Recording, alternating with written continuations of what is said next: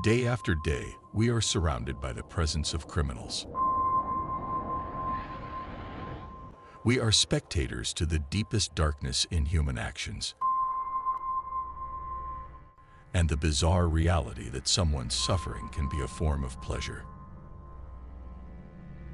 As dedicated investigators of the criminal world, we're on a mission to uncover the most shocking crimes and get inside the minds of those who commit them.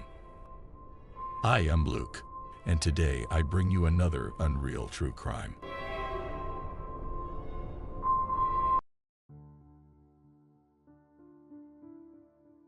The horrible case of Nibaldo Villegas.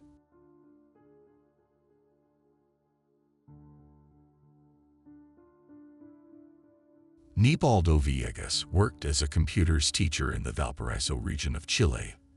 Everyone who knew him said he was a kind man who loved to help. He had many friends, both within and outside his work environment, and enjoyed socializing, often meeting up with relatives and friends. However, he never neglected his job. In 2009, when Nibaldo was 41, he met Johanna Hernandez, a 23-year-old woman studying at the same university where he taught. Johanna was going through a tough time, having just ended a relationship with her boyfriend since she was 15, with whom she had 2 children. Nibaldo was like a beacon of light for her. In December of that year, they started a relationship, and both their lives improved. Nibaldo and his family welcomed Johanna's children as if they were their own. After getting married, Nibaldo built a house with his own hands for them to live together and be happy. Their greatest joy came when Johanna gave birth to a daughter, their first child together. For 8 years, the relationship faced no major problems, and Nibaldo's professional life continued to prosper. Motivated by him, Johanna continued her nursing technician studies. When they did argue, Nibaldo preferred to go running, and upon returning, after both had time to reflect, they would talk in their bedroom and resolve their differences. But good things don't last forever. In 2018, their arguments became constant. Johanna started reacting differently to problems, becoming physically and emotionally violent. Nibaldo tried his usual approach of walking away and returning when she was ready to talk, but Johanna had changed. Her mood would shift rapidly, leaving Nibaldo with no time to leave. Things escalated to the point where Johanna, during an argument, started throwing things around and declared the relationship over. Nibaldo agreed to end the relationship but was concerned about her reactions. He went to the police station and filed a domestic violence report, fearing for his daughter's safety. Although the police dismissed the complaint, Johanna took it seriously, and a big dispute ensued over the house and custody of their daughter. Due to Johanna's violent outbursts, Nibaldo sought full custody. The family completely broke down, stopped living together, and Nibaldo filed for divorce, only seeing each other through lawyers. Eventually, the courts ruled for shared custody, which Johanna did not accept well. She began harassing Nibaldo, demanding the house he had painstakingly built. On one occasion, she showed up at the university parking lot and threw stones at his car. Nibaldo maintained his composure, not wanting to worsen the situation or make his daughter uncomfortable, and eagerly awaited the finalization of their divorce for a change. August 10, 2018, was an important date for Nibaldo, his 50th birthday.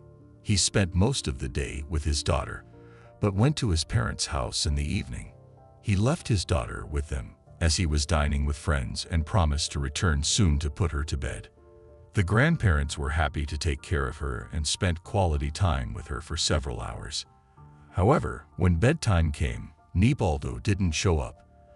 They tried calling his cell phone, but it went straight to voicemail, which was unusual for Nibaldo, who was always attentive when his daughter wasn't with him.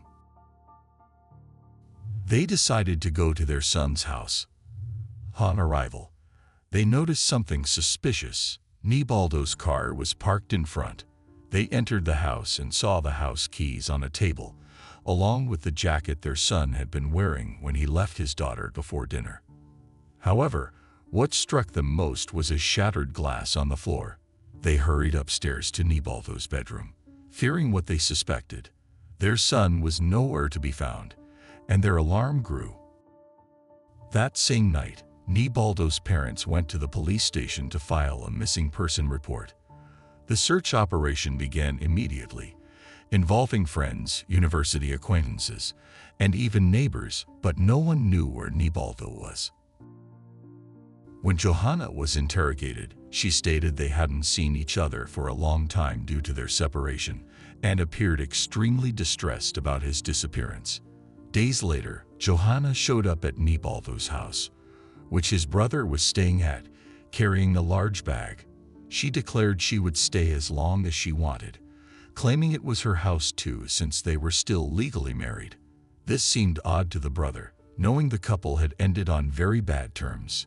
To the Villegas family's surprise, Johanna became increasingly involved in the search for Nibaldo, posting on Facebook and giving interviews where she tearfully pleaded for her estranged partner's return. For 5 days, the country was gripped by the search for the missing teacher, until a boat brought an answer. On August 15 of that year, workers at the pier near Valparaiso, while performing their duties, spotted something alarming in the water. A human torso without limbs was floating in the calm sea. They immediately alerted the police.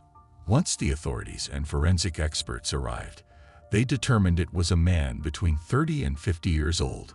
While they couldn't establish the identity yet, everyone thought the same. It had to be the missing professor, whose face had been all over the television for the past 5 days. On August 20, the prosecution and homicide brigade of the investigative police confirmed that the torso belonged to none other than Nibaldo. The discovery made a strong statement. Nibaldo was a peaceful man, got along with everyone, and had never been involved in anything illegal. The perpetrator had to be someone from his close circle. As detectives began their investigation, Johanna was the first of Nibaldo's relatives to give a television interview, again crying inconsolably, urging the capture of the culprit. Unbeknownst to her, she was exposing herself. On the day the body was found, 2 men went to the police station, wanting to speak to detectives about what they had seen on the day Nibaldo disappeared. On the early morning of August 11, the 2 individuals headed to the beach, intending to go on a fishing trip.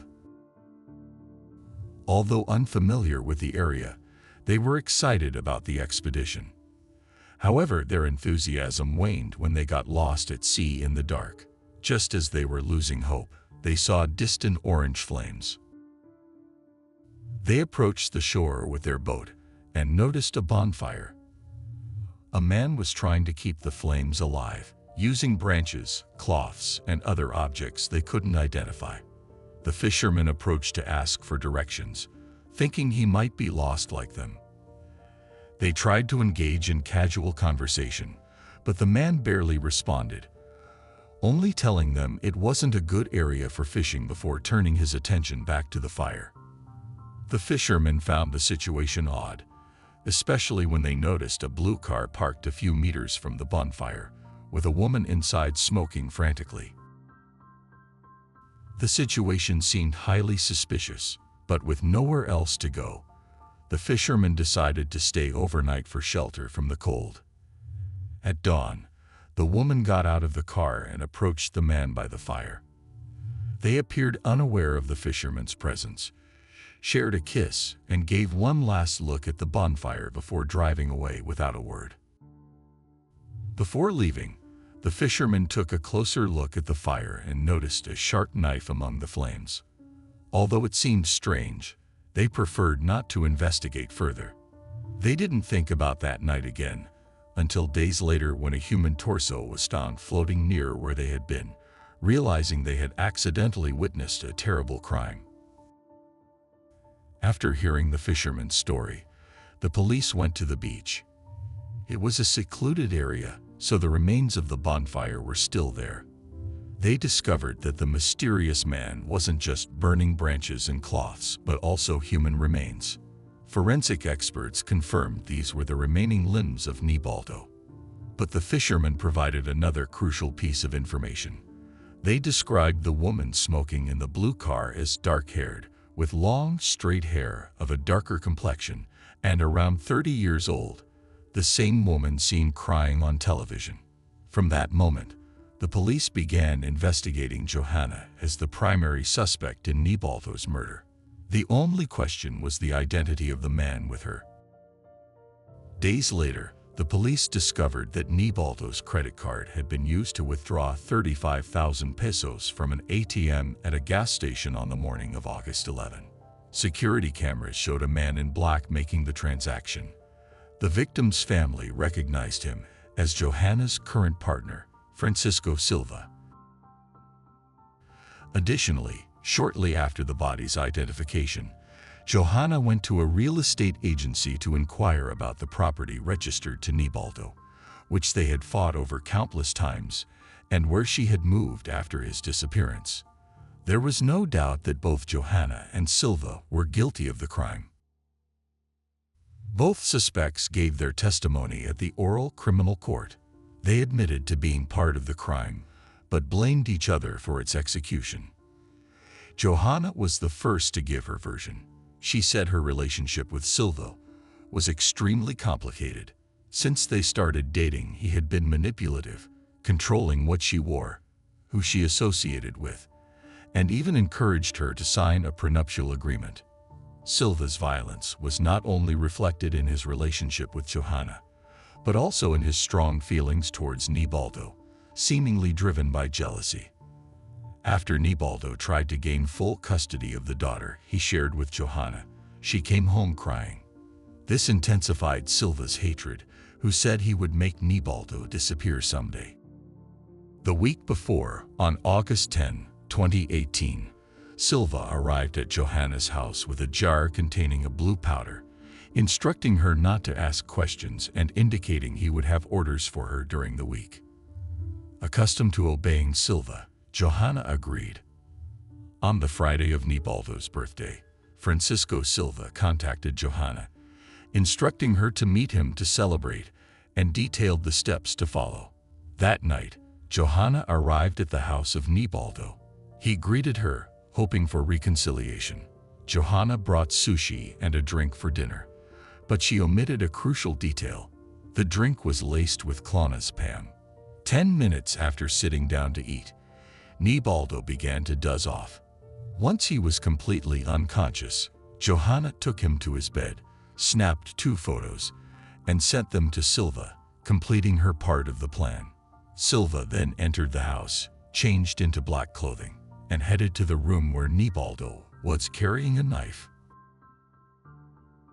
Minutes later, he came downstairs and informed Johanna that he had mutilated Nibaldo. He gave her gloves to clean the blood in the room and a trash bag for the limbs. While disposing of the body, Silva ominously warned Johanna that no matter what happened, she must not accuse him, or he would ensure she was seen as the true perpetrator. They then drove to the beach, where they burned the limbs and clothing in a bonfire, and tossed the torso into the sea. However, Silva's version was somewhat different. He not only denied Johanna's accusations but also portrayed her as a violent person, prone to destructive outbursts when angry. According to him, Johanna used her tantrums and intimacy to manipulate him. He mentioned the prenuptial contract as a joke, inside gag after watching the movie 50 Shades, which she exploited to her advantage. The worst crisis came when Nibaldo wanted full custody of their daughter. Johanna swore she'd never forgive him and was ready to murder him. Seeing how upset Johanna was, Silva felt it was his duty as a man to do something about it and decided to do whatever she asked. Days later, Johanna requested he buy 30 clonazepam pills and grind them, which he did. The main difference in Silva's story was that on Friday, August 10, They were to follow their usual routine of having a barbecue, drinking, and sleeping in his car at the beach. However, when he picked Johanna up from her mother's house, he learned she had a different plan. She said they needed to stop by Nibaldo's to discuss their daughter. Once there, Johanna asked Silva to wait at a nearby place and wait for her instructions. He agreed. At 1 a.m., Silva woke to 3 WhatsApp messages from Johanna, 2 photos of an unconscious Nibaldo in bed, and a third message asking him to come get her. Arriving at the house, Johanna was frantic, explaining she had drugged Nibaldo with clonazepam before attacking him with a knife. The problem was that while she was stabbing him, Nibaldo woke up, and his pleas could be heard from the bedroom. Johanna instructed Silva to finish the murder, handing him a sharp knife. Silva went upstairs and fatally stabbed Nibaldo in the thoracic area. Immediately after, Johanna asked Silva to help her dismember the body to make it easier to hide. The rest of the story, involving the movement and concealment of different body parts, was exactly the same in both their accounts, seemingly the only aspect they both wanted to take responsibility for. The methods of the murder and the locations where the body parts were found matched in both stories. What differed was the principal perpetrator, as each one aimed to receive a lesser sentence. They also agreed in their statement that the murder was not premeditated.